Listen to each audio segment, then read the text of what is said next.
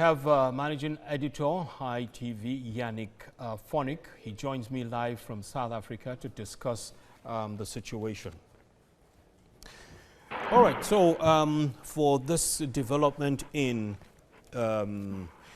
Cameroon, what do you make of it, considering the disturbance or the clashes and the violence that happens from the southwest and the northwest? All right. First thing, before I say anything, I'd like to indicate that I am in Buea, the capital of the southwest region. And of course, it's the main capital in the two English-speaking regions because it was the last capital that hosted the southern Cameroons before it reunited with La République du Cameroon to form the Republic of Cameroon.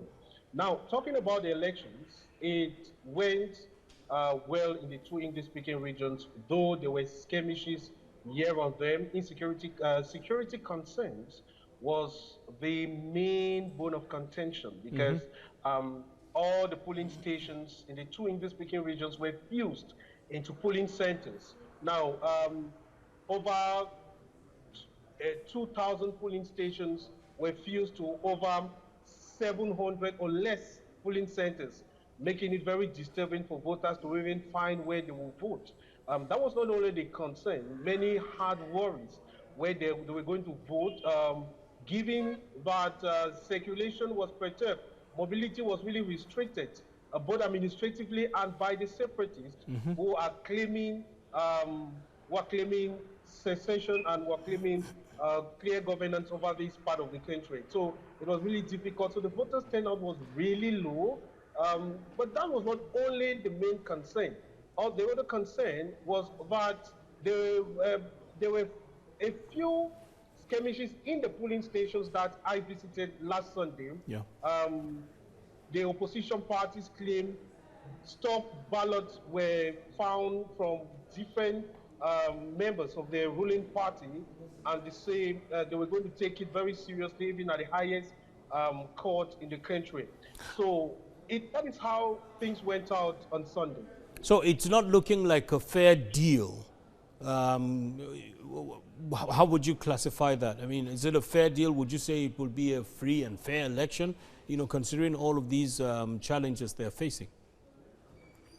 Well, personally, I witnessed an incident in the Court of Appeal that served as one of the polling centers in Buea, the Buea Court of Appeal, where one suspected member of the ruling party was found with many stuffed ballots.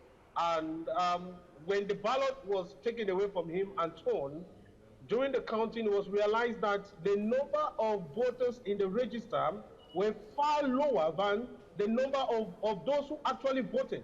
So it created some suspicions, and so the opposition really cried foul. In Limbem, a lady who is supposed to be running as a candidate in the municipal election was found with over 500 stuffed ballots, and it created a real scene that until the authorities came on board and took control of the situation, saying that it will be taken to court. So these are the various incidents that were realized. Now, talking about fairness, it will not, I want to say that this election, though it took place, it cannot be a reflection of the population of the two English-speaking regions, because like I said at the beginning, there was really low voter turnout. A polling station like in mile 17, only one voter out of 2,000 expected registered voters turnout. Why? Why was it that low? Were they scared?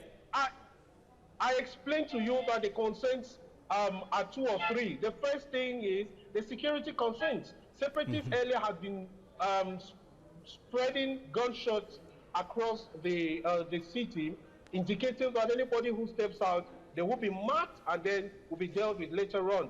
But that was not that was not even the only concern. The other concern was that there was restriction in mobility. Many people were stranded. People who wanted to vote walked for several miles before they could even find their polling center. So it was really, there were some inconsistencies with regards to the voting center and vehicles transporting people. So it created this kind of confusion, and in that regard, many people went back home without voting. So these are some of the things that really occur. Okay, so did this happen in the French-speaking part of Cameroon, as against the southeast, the northeast and the southeast? The northwest and the southwest region. Yes, yes. Now, in the other parts of the country, things were, I should say, very fair, because activities moved on unperturbed. But there were still some concerns raised, like in the far north region in Marwa, where there is Boko Haram insurgency. We got information that a group of opposition supporters had to mobilized and then raided the office of the divisional officer of one of the subdivisions, indicating that the CPDM party, which is the ruling party, was rigging the election in complicity with the local authorities. So they had to raid it and then destroy it. In Yaoundé 6, the capital of the country, but one of the subdivisions, Yaoundé 6, there was really low voter turnout. It would appear that one of the main opposition parties in the country, the Cameroon Renaissance Movement, boycotted earlier in November. It would appear the boycott also played a great role in terms of the voter turnout, because the flair that usually came with these kind of elections wasn't really felt, with many people really showing signs of not having interest to vote. Okay. All right. Thank you so much. We appreciate your thoughts, your concerns, and chipping in on the show. Yanick Fonke there. You take good care.